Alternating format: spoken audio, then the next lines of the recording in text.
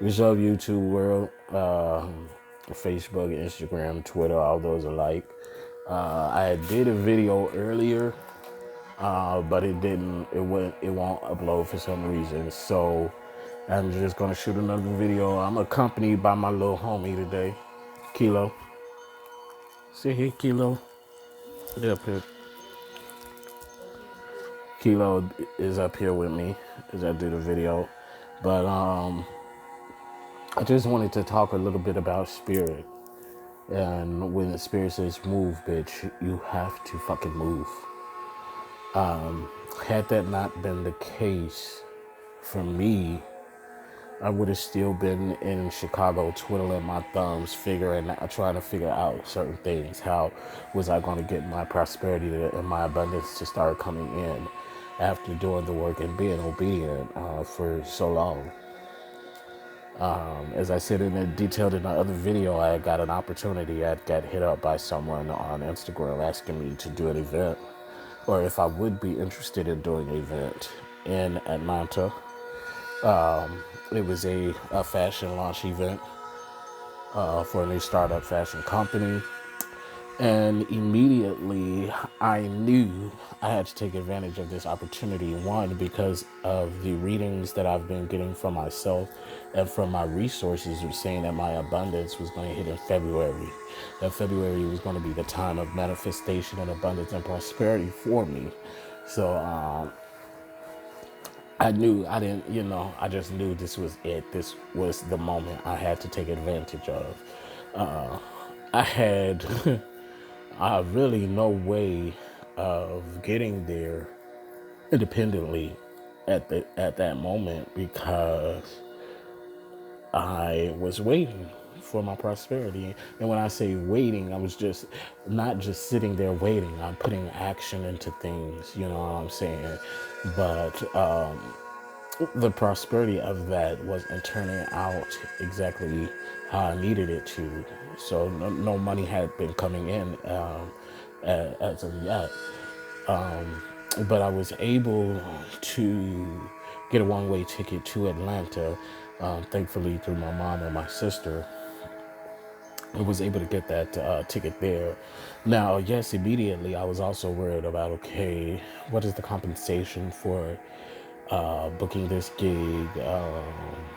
It definitely has to be enough to at least get me back home. I was willing to maneuver as far as compensation was concerned because I knew that it was a startup company from another black young man.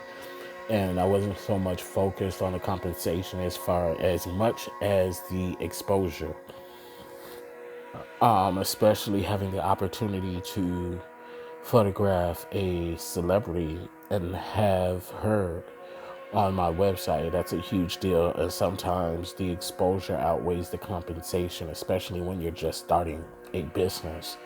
So even though all of the details weren't ironed out,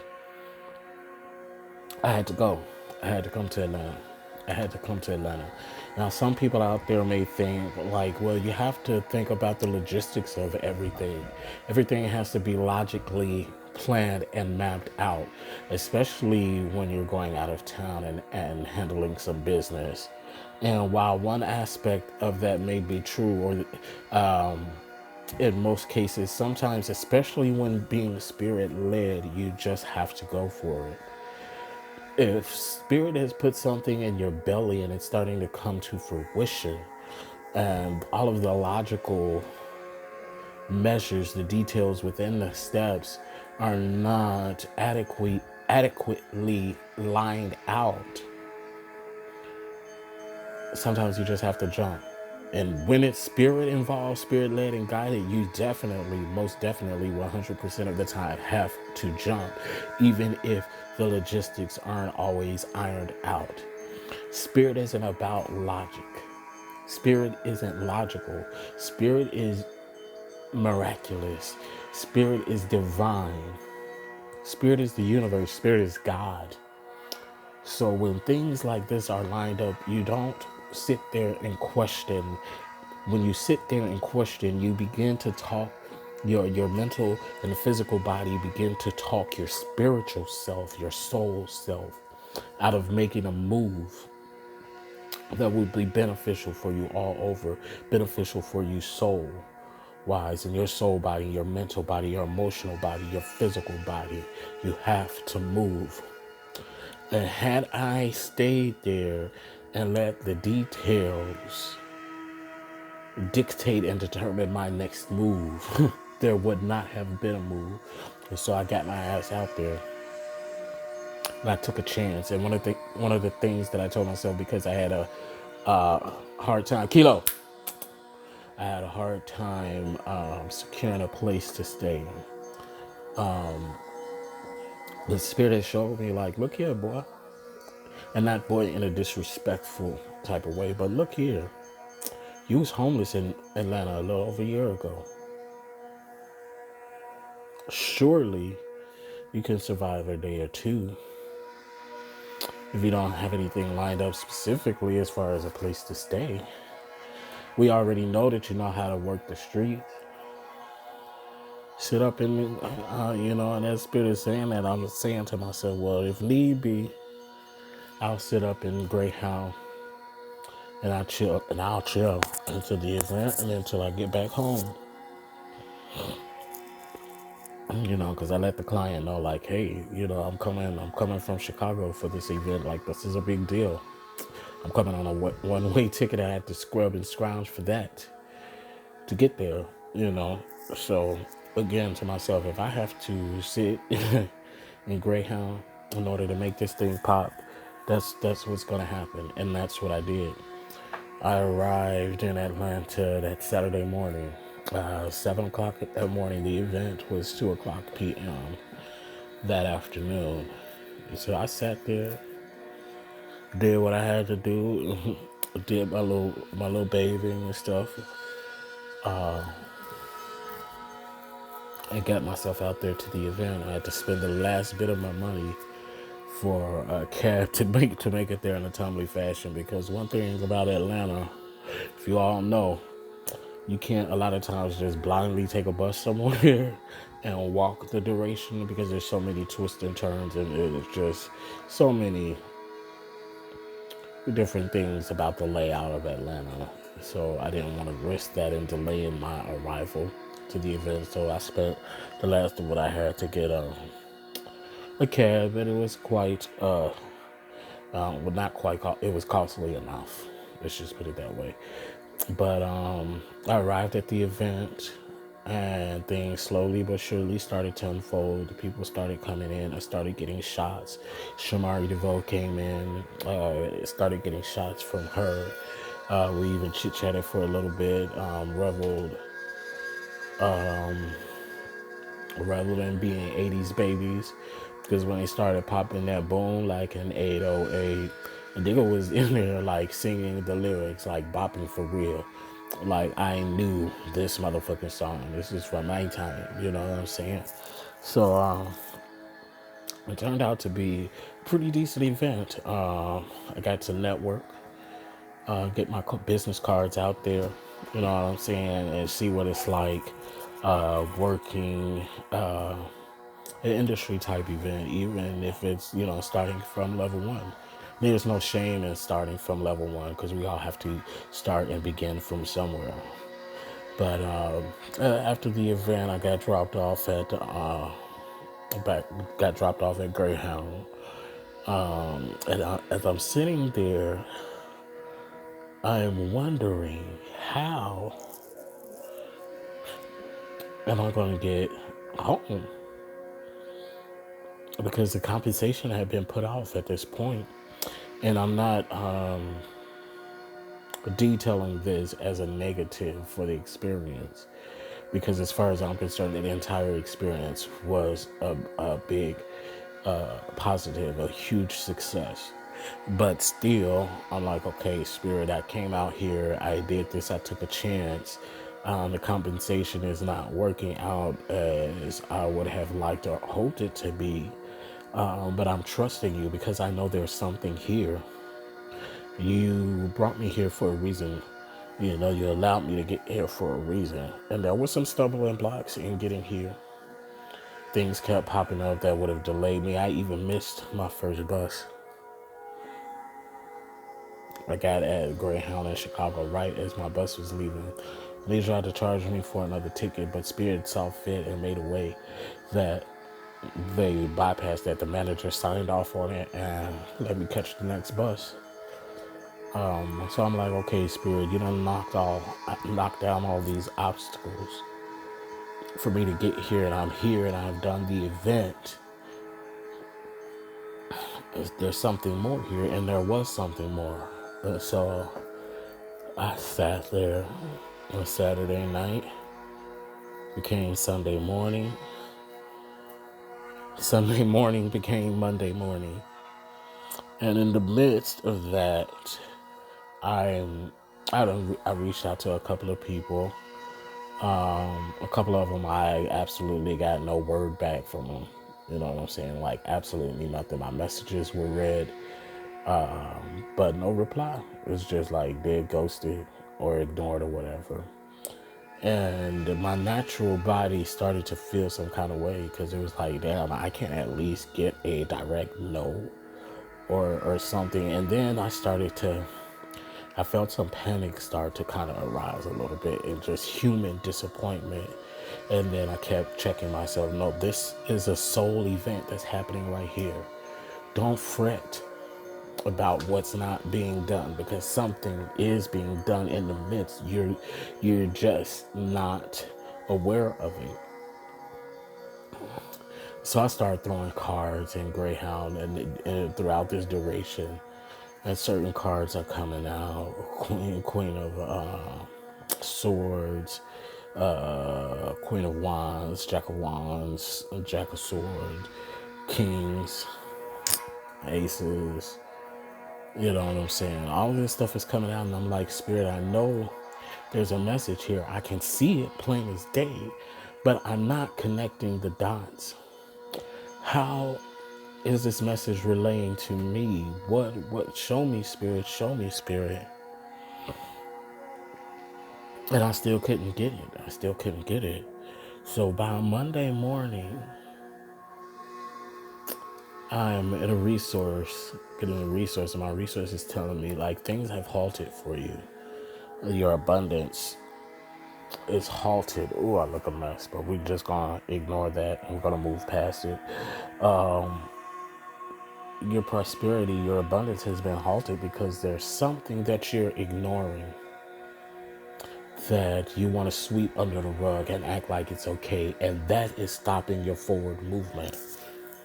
In order for the wheels to continue to start turning again and to move forward, you have to deal with this issue.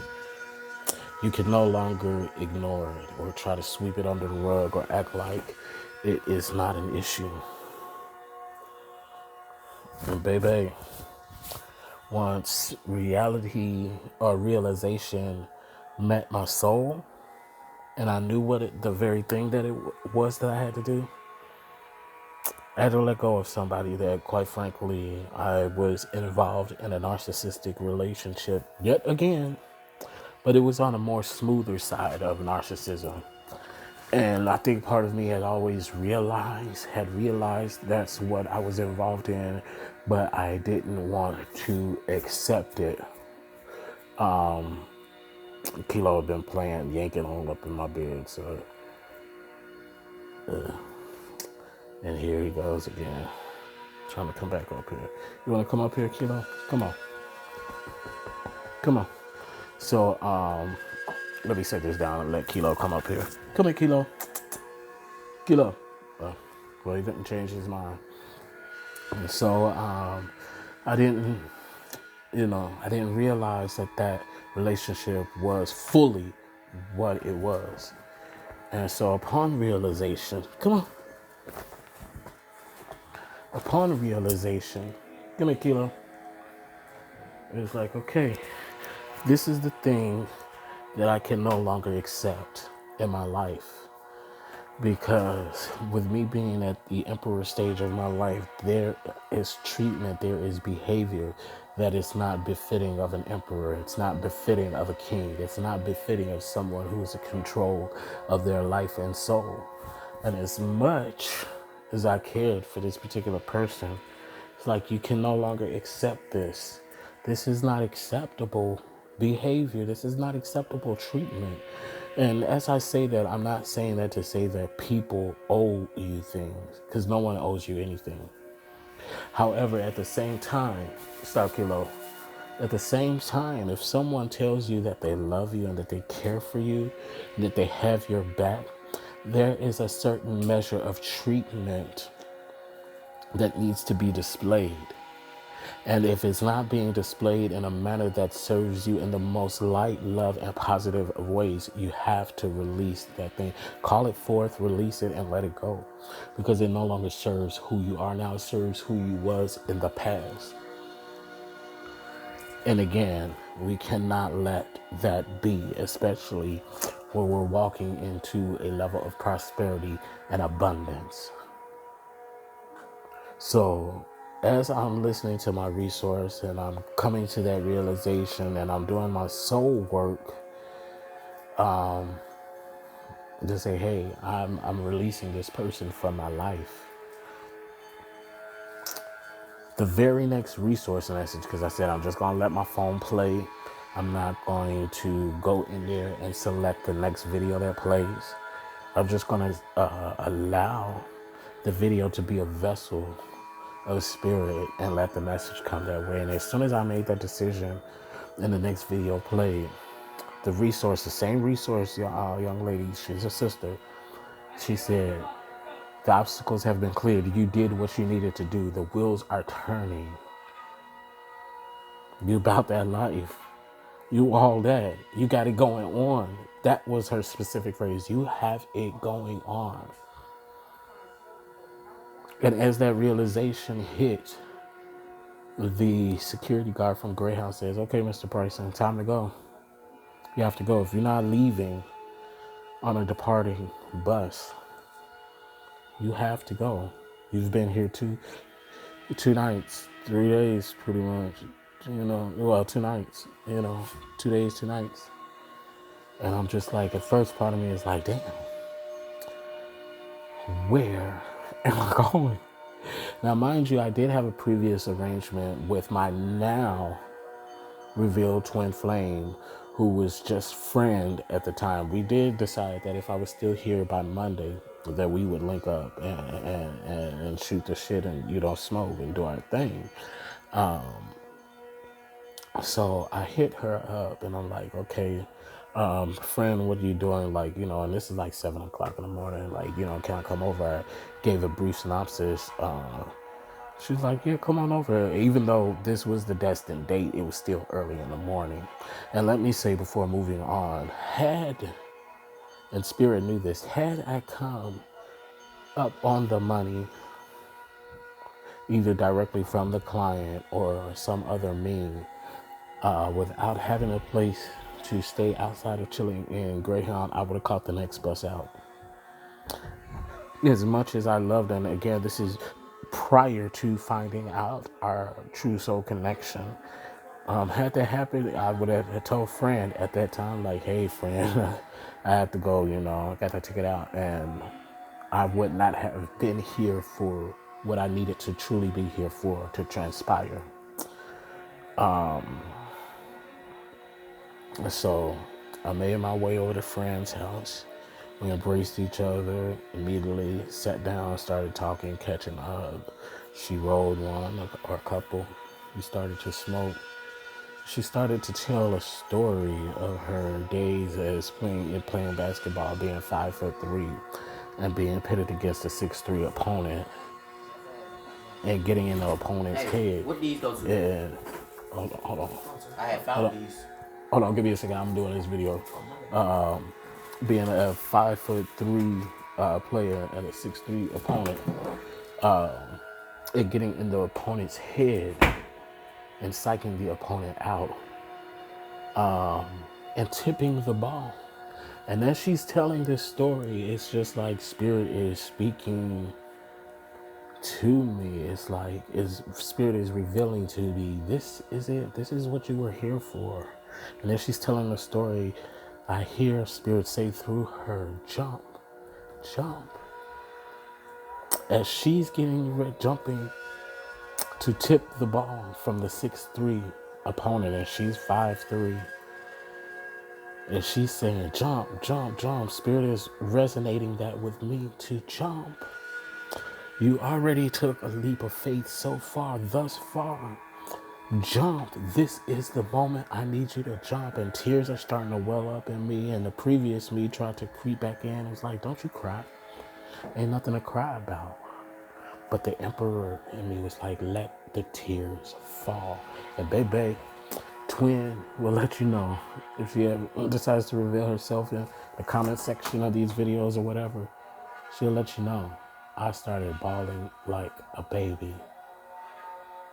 The manifestations of prosperity and abundance started to unfold right there. And there are so many things that I'm on the brink of. But I had to be here for that moment to realize, we both had to realize, okay, we are twin flames. And let me say, twin flames aren't always and don't have to be romantic. I did a video on that. But my abundance is here and it's now. And I'm working on so many different projects that's going to call and bring that forth this month in real time. But I had to move, bitch, when spirit said move, and I had to jump. So I have to cut this video short because I'm running out of time. But I had to say that. I had to put that out there. If spirit has put anything in your belly, you have to move on it, because if you don't, you're going to miss the opportunity of the lifetime. It may not look how you designed in your mental and physical body for it to look, but it will look and it will benefit and behoove who you are at that very moment. You just have to trust spirit, believe in yourself and spirit, trust what has been birthed in you. All right, time to end this video. I'll post another one later. I love you guys.